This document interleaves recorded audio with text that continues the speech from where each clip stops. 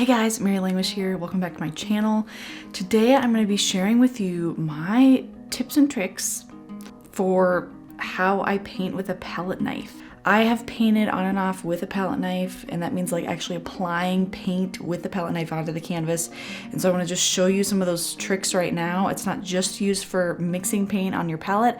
You can also create so many cool textures and realistic textures and create beautiful paintings with just a palette knife. I have painted this unfinished painting so far with only this plastic cheap palette knife, and I wanted to just kind of show you some of the techniques that I use to, create some of these. Again, it's not really detailed because you're doing it with a palette knife, so you have to know what you're getting yourself into, what style you're going for, because you can't do hyper realistic, hyper sharp things with a palette knife.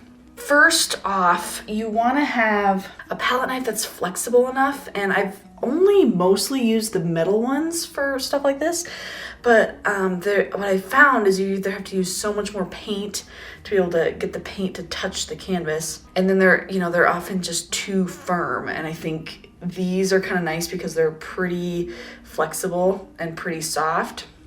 Especially the end can get really bendy, which honestly, in this case, for what I'm doing with literally no brush, it's kind of handy. So also one that's going to be in the size of the painting that you are doing. So this is a 20 by 24 painting. So this palette knife here is the perfect size, whereas I've done a painting like this that's been like triple this size, and I've used like a 2-inch palette knife. So it just depends on your canvas size that you're working on.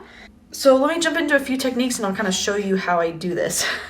First one is, and I'm using acrylic paint, and look, I'm just using a plastic plate or a paper plate, and I've got my colors all laid out here, and this is 2 days worth of painting, so it's kind of dry and sticky in some spots, but I just paint on top of it. But basically I'm using acrylic, and my whole goal is to kind of make acrylic look a little bit like oil. I've done this in oil before, but I'm mostly an acrylic painter right now, so trying to make acrylic look like oil and act like oil and feel like oil. And so the way I do that is I use this medium with my paints to keep it thick and keep it moist and wet. Otherwise it dries out way too fast. So using this is another material that you want to invest in if you're doing acrylic. There's different varieties of this, but you want to get used to mixing your paint with your palette knife. And just like not even having a brush nearby. That has helped me a lot, especially with this painting that has been a little overwhelming with all the people and structure and windows and all that stuff. Just take out the brush completely from the equation. So don't even have it near you, don't have it in the room, because then it's just tempting to want to use. But get used to mixing your colors on your palette. Grabbing a little bit of this and adding it to your paint and mixing it. This is kind of an oil painting technique that's usually done on like glass with your oil paints. It's a lot smoother and easier with oil paint, but you can get the same idea. So learning how to mix with your palette knife is going to help you to just be able to manipulate it a little bit better. And then you're also just eliminating having to have a brush on hand to mix your paints. So the very first thing is you've got a lot of edges on this, and the very tip is actually pretty small. So you have a tip, and this can be used to make things like eyes, nose, mouth, small details, scratches. I do lots of scratches in my work to just create sort of a style. So you have a very small like brush tip on your palette knife, so using that to your advantage. And then really it comes down to just being able to twist and manipulate your hand, your arm, the whole, like all the surface area, all the edges of your palette knife. So we've got lots of different edges. We've got this inside flap, we got the outside flap, both come in handy. Now when you're putting paint on, as you can see, I mostly put paint on the back side of my palette knife. I don't know why that is, but I guess I just do that. Obviously the tip, because I'll end up doing this a little bit as well as this, so you'll get a little bit on the tip as well. Now acrylic paint dries pretty quickly, so this gets pretty globby and dry.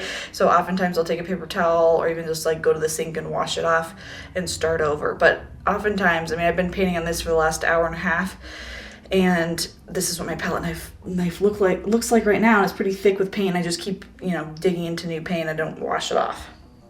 Another nice tip is you don't have to wash it between using it between colors necessarily. I'll wipe it on the edge of my palette. As you can see on the edge of here, I put all the excess paint, and if I don't want like a lot of one color but I want to start fresh, that is also helpful. And edges obviously are good for vertical lines, horizontal lines, scratching the same way. So let me just kind of give you a visual as to what this looks like. I'm gonna do we'll do the legs of that guy in the background there because I want you to be able to see. So again, I'm mixing my colors on my palette with my palette knife. And the other thing I like about palette knife is it often leaves kind of a marbly look with your colors, which is kind of nice. So then I'm going to come in here, and this guy right here needs to have some legs. It's got black pants on. So I'm going to be using kind of the tip as a brush. And there's instances where you want to, you know, be a little bit more precise with your lines, like especially with a person or something more detailed. So I'm sticking this, look, boom, there's his legs. You can be pretty controlled. Now I know if I push too hard or I have too much paint, it's gonna blob down and make a bigger blob than I want, right?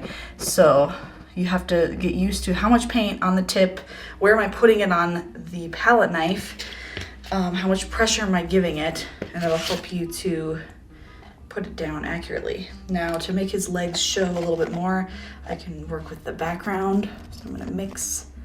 I can use this medium stuff to help out my paint a little bit. Yeah, that might be too,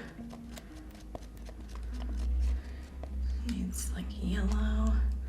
It's also just helpful to know your color mixing, color theory, to be able to mix things, just in general for painting.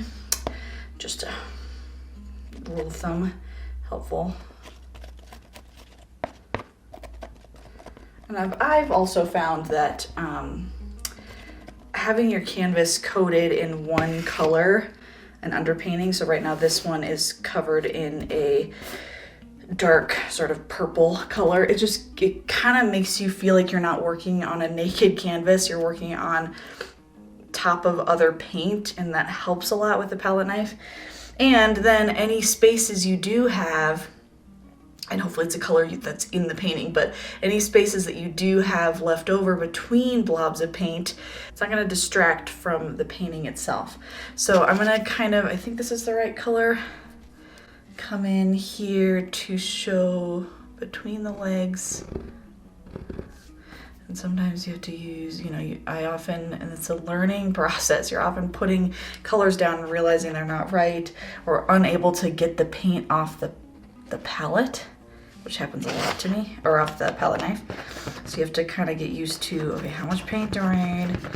And I'm mixing a little more, changing the color slightly. It's not quite right. I think that's better. It's too yellow.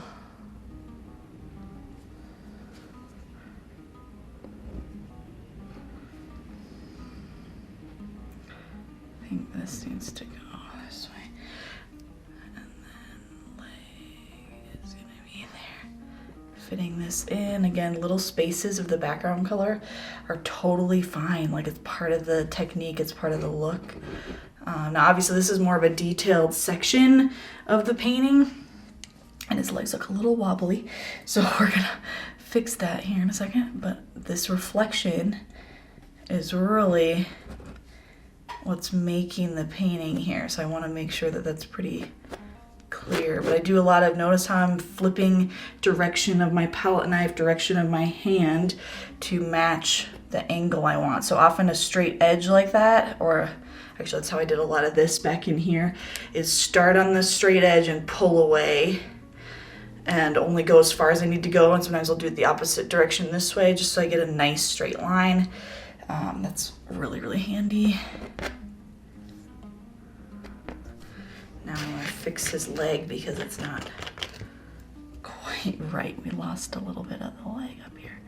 But again, really easy to do if you know how to control the tip of your palette knife and choosing when to do that, because again, it's not a perfection tool. It's not about making edges perfect, but obviously there's time and a place for when it needs to look like legs and or not, you know. So that's where I want to make sure this knee is pretty clear. But sometimes I'll give it just a little like rough scratchiness on the side, just to kind of, if there's anything that looks too perfect, to kind of scratch it. We'll zoom in, you can see a little bit better. But just kind of scratching into it a little bit to soften some stuff, because you want to have sort of a looseness to your lines and not get too tight.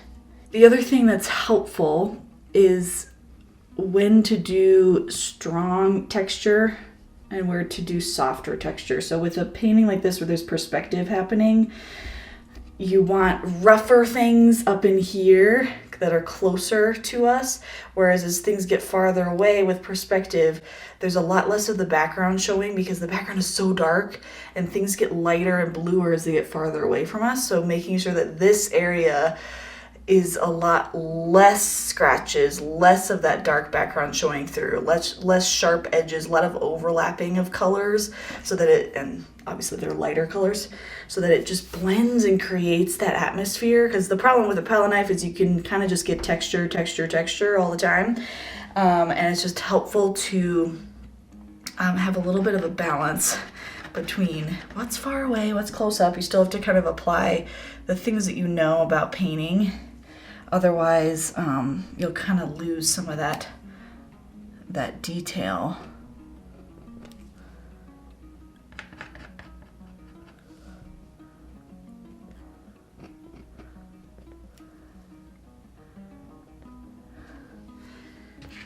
Come down, so I'm just gonna make that a little bit darker. You can also spray your palette with some water if you're using acrylic, because that can just sort of soften some of that gooiness that starts to happen as it starts to dry. So things to be aware of as you're mixing acrylic paint. I don't know if it's the right color. It's not quite dark enough, but we're gonna just stick a little bit in here because the edge of these people need to have a little bit more clarity. You know, between her arm and her dress, there's a little bit more sharpness there. And she does have a leg that I haven't painted in yet, because the background can kind of become that almost.